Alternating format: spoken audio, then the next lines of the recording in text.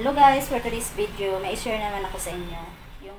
Tara, mag-umpisa na naman tayo magluto. Yung gagamitin natin, breast part lang yung anuhin natin. Tapos, maglalagay lang tayo dito ng kalamansi. Kasi magmamarinate pala tayo sa ating chicken. Tapos, maglalagay naman ako ng pamintang powder or black pepper. Tapos, maglalagay din tayo ng soy sauce para sa ating pag-marinate. Tapos maglagay din tayo ng oyster sauce.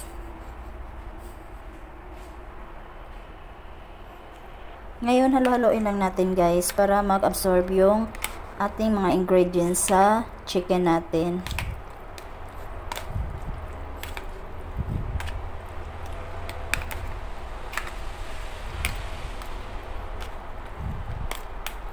Kapag nahalo na ng maayos yung ating mga ingredients, iset aside muna natin na mga ilang oras siya guys.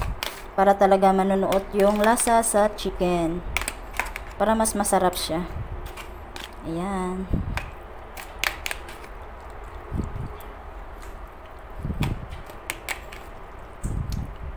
Ayan, itabi lang muna natin siya guys.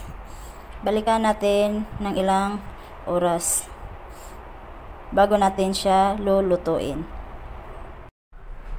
Ngayon guys, mag-umpisa naman tayo sa pag-steam sa ating gulay para ihalo natin sa ating chicken. Ito pala yung gulay na gagamitin natin guys. Broccoli at saka cauliflower. I-steam ko lang siya guys bago ihalo natin sa chicken. Ngayon guys, maglagay lang ako ng kunting asin sa ating tubig na papakuluan. Ayan, para may lasa yung mga gulay natin na i-steam. Ayan guys, nakaon na yung ating kalan. Ngayon, ilagay ko na yung ating gulay. Ayan, ganyan lang natin siya guys. Antayin lang natin maluto yung mga gulay natin, yung cauli at saka yung broccoli. Ihapok ko lang to siya guys. Para mas masarap kasi pag medyo may crunchy pa siya pag kinagat. Ayan, antayin lang natin maluto yung ating gulay. Ngayon, tatakpan ko muna siya guys. Ayan guys, ngayon naman habang na-steam tayo sa gulay natin guys, ngayon naman igisa na natin yung ating chicken. Ngayon unahin ko lang paglagay yung butter sa ating pan. Ayan kasi mainit na to siya guys. Kasi naka-on na yung apoy. Ayun kalan pala natin guys, di ba? Mali-mali na yung sinasabi. Ngayon isunod ko naman yung ating onion. White onion pala yung meron tayo guys. Pwede din naman red. White kasi yung nabili ko sa palengke. Ayan, gisa-gisa lang din natin yung ating sibuyas. Hanggang siyang maluto siya yung ating sibuyas. Kunting halo-halo. Ayan guys, kapag alam nyo na medyo naluto na yung sibuyas, ngayon ilagay naman natin yung ating bawang. Ayan, kunting halo-halo lang din para magsama na yung bawang at sibuyas. At para lalabas na yung aroma ng sibuyas at bawang. Ngayon, isunod ko naman yung ating marinated na chicken. Ayan. Tapos, siyempre, haluin lang natin.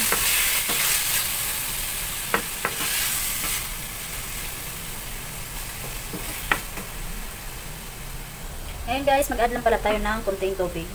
Nilagay ko lang din dito guys, kung saan tayo nag-marinate. Kasi sayang yung lasa. Ayan guys. Ngayon, tatakpan muna natin yung ating niloto. Ayan, antayin lang natin kumulo at saka syempre maluto yung ating chicken. Ayan guys, yung ating gulay, luto na siya guys. Papatayin ko na yung apoy para hindi siya ma-overcook. Ayan. Mamaya ko na siya ihalo guys doon sa ating chicken kasi hindi pa yung tapos. Ngayon guys, bubuksan ko yung ating luto kasi maglagay tayo ng cornstarch, pampalapot sa ating sauce sa chicken. Naglagay lang ako ng isang kutsaritang cornstarch. Tapos naglagay din akong 3 tubig. Gamit din yung isang kutsara din guys. Ayan. Ilagay na natin para lumapot yung sauce natin. Unti-untiin lang din natin paglagay yung ating cornstarch para hindi siya ma-over din. Baka masubraan, lumapot din ng todo. Ayan. Ubusin ko na pala siya guys kasi konti na lang. Ayan guys, medyo lumapot na yung ating sauce sa chicken.